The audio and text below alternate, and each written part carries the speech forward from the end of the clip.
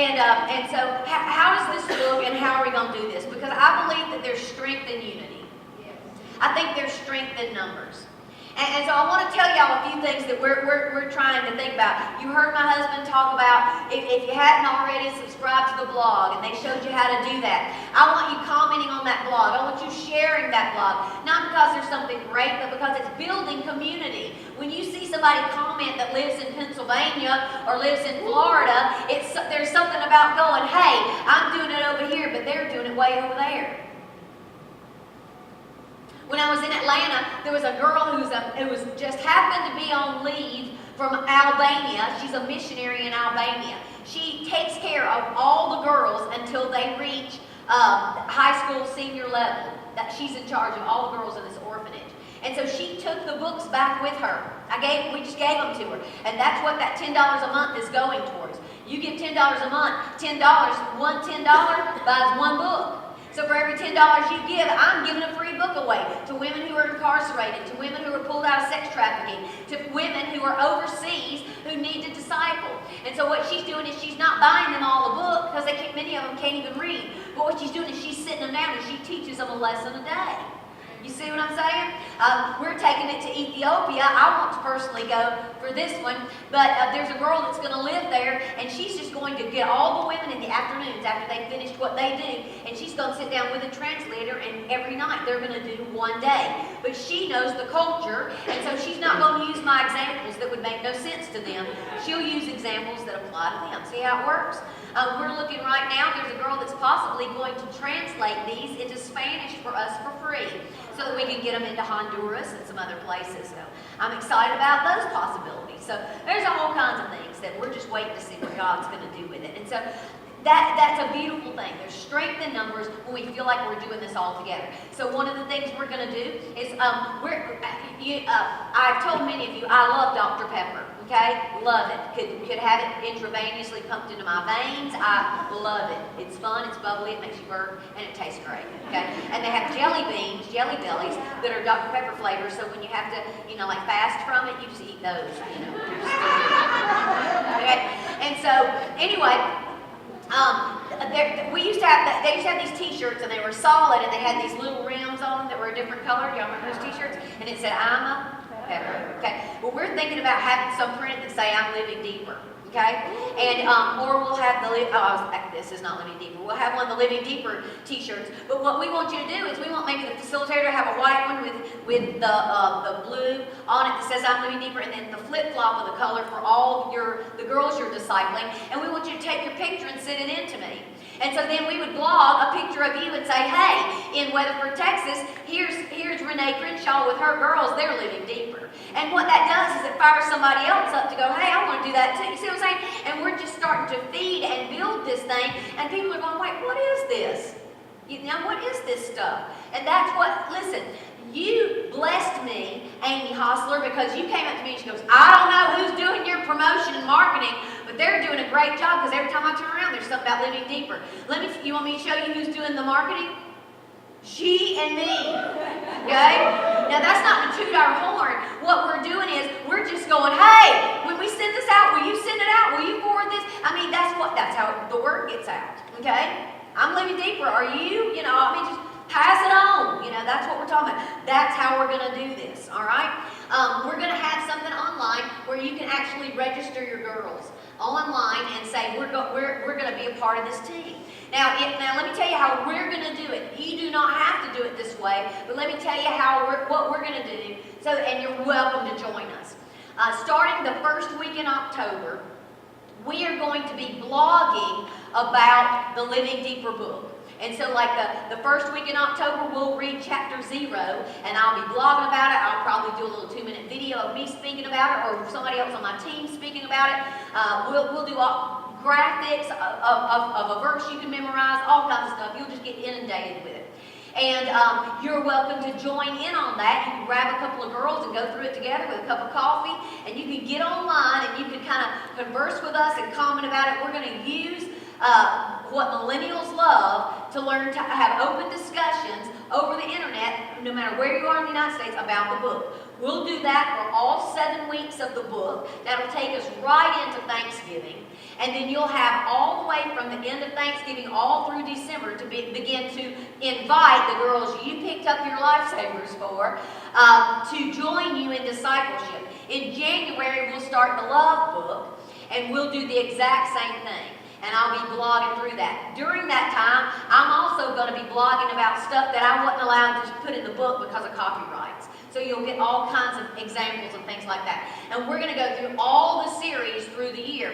The reason we're doing that is because after this year, from here on out, you pull a book up, and we've already all gone through it. And so you can actually get on the blog site, go on the search thing, and okay, I'm doing the identity book on you. And you can type in you, and it pulls up all the discussions we've had. It pulls up all kinds of videos and all kinds, so that then you've got all the stuff that you can use. Does that make sense? Because what we want is to make it easy for you, you know, not difficult for you. So we want you to have plenty at your fingertips to use, okay? So that's kind of what that's doing. If you want to be a part of that, great. If you don't, that's okay too. I just wanted to let you know what it was about. And it's just going to be, I just think it's going to be fun to do it with people from all over the place. There's about 800 to 900 women on our blog site right now, and they represent about 12 different states.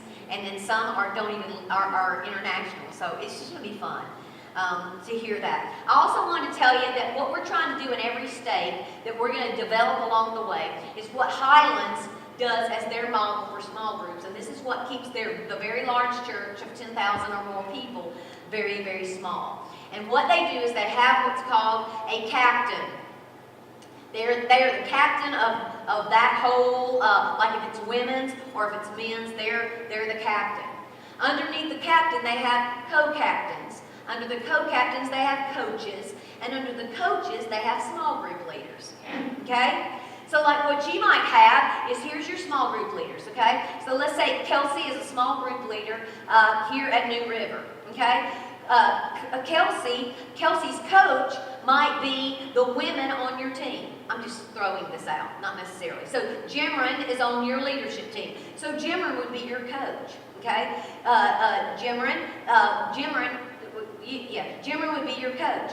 Jimron would have a co-captain who might be Courtney, because Courtney is your assistant, right? Okay, so Courtney would be the co-captain, and then you would be the captain. So I would send you an email and say, we really need some prayer right now. We've got to have blah, blah, blah, blah, blah for blah, blah, blah, blah, blah. And you would trickle that down. And you would email Courtney, who's going to email you, who's going to email her. Let's say that she has a horrible situation going on in her life, and you're going to run it back up the flagpole. She's going to email you. You're going to email her, and and you're going to email me. You see what I'm saying? And then it keeps me from getting bombarded with 3,000 emails that I can never go through, and I get the ones that are most important. You see what I'm saying? And you don't get bogged down with a ton of information you don't need. It's called the trickle down and the up the flag, okay? And so that's what we're going to do. That is also important because God calls us to have prayer coverings. And I'm telling you, y'all, we have so missed out about the power of prayer. But let me tell you something. I know that there have been moments where I have prayed some things into existence that, it's only by the grace of God took place. I know I have prayed a stronghold off of somebody because I was just so persistent. God was like, good night. And I'm just telling you, the prayers of a righteous man are powerful and effective. And many times it drives me nuts because this is what we'll say, well, you know what, I just don't know anything else I can do for you. I guess I'll just pray for you. What if we said, man, I'm going to pray for you? Like, you better watch out, God's fixing to do something major in your life because I'm fixing to pray for you, And so what part of this is going to do is Renee is going to be praying for her co-captains. Okay? So Renee, you're going to pray for Courtney and however other many co-captains you have to have, because you don't want them to have more than about 4 that they that they pray for. And then she's going to have 4 coaches, okay? And so you're going to be praying as a prayer covering for them. You're going to know when, and then you're going to be praying for your small group leaders. So you're going to know her small group is always Tuesday nights at 7 o'clock. And so 6:45, you're praying for her, and you're sending her a text. I just want you to know, Holy Spirit told me peace tonight for you. Or this is the scripture I'm praying for you. You know what that means to know that you've got that kind of prayer covering going on in your life as you're leading a small group? And so we want to create that kind of community, cohesiveness, and unity going on, not only for the sake of your church. You want to talk about bringing everybody close together because we're leaning on each other, okay? But also so that this very big thing we're trying to do across the United States becomes very small, okay? And so that's kind of how we're looking at this. And sweet Shauna, after much prayer, said she would be the captain for the state of Texas. Okay? Am I allowed to say that? Okay, all right. And so what if she went, no, I didn't. So, and so I will get to converse. I will get to pray for her on a daily basis. And did you hear me? I get to. That's pretty exciting. And then she's going to be able to pray for all the captains that are represented in various churches. The captains will pray for the co-captains. The co-captains will pray for the coaches. Coaches are praying for their small group leaders. Isn't that awesome? So I'm looking forward to how all that's going to work together. And I just think it's going to be great. So let me explain to you one more time. And then we're going to sneak out of here. Oh gosh, we're doing good. All right. So what's going to happen is you already got your book in tow. All right? And so when we leave here, starting the first week in October, we're going to start blogging about that. I want to hear from you. I want to hear what you're thinking. I want to hear what you're learning. I want to hear what the Holy Spirit's saying to you. Comment on it, most people say, I read it every day, Gina, but I don't comment. That feels weird. Okay, do it anyway. Okay? And I will comment back, for sure. And we're going to keep the conversations going, okay, about what we're learning and what we're seeing in millennials. Because what you discover might be something that helps somebody else. And then as we go through that, then you're going to have about 6 weeks to kind of find your 5 or whatever God's led you to do. And then we'll step into the love study on the 1st of January. Now let me tell you this too. We practice this. I'm one of these kind of people, like I would want to give y'all something that we hadn't practiced first. And so during the summer, we took the love study. And I asked women if they would be willing to go through it through a Facebook group online. Now, do y'all know that you can create a Facebook group? Okay, the pieces of paper that we gave y'all that talked about Instagram and all that, it shows you how to create a Facebook group. So I went in, I clicked create a group. I typed the group and I called it the love group. That was just all it was called, the love group. And then it says invite your friends. So I invited the women who told me, yes, we'll be a part of your guinea pigs. And so I invited them, it came to them, they clicked in, which meant every time I typed anything in the love group, they automatically received that, okay? And so on day one, I gave the graphic that had the memory verse we were going to memorize that week. And then I usually put some kind of home run quote. Well, I, for whatever reason, would just put W1, D1, which was week 1, day 1. And I just said, this is what the Lord taught me, and I would type that out. Well, everybody followed suit and would go W1, D1, and they would write and I didn't mean to do it that way, but it worked, So everybody, day 2, and what it did was, it developed this accountability for us that was so good and so healthy. Because it was one of these things like, if I didn't see somebody check in for a while, I called them. Hey, you hadn't checked in for a couple of days.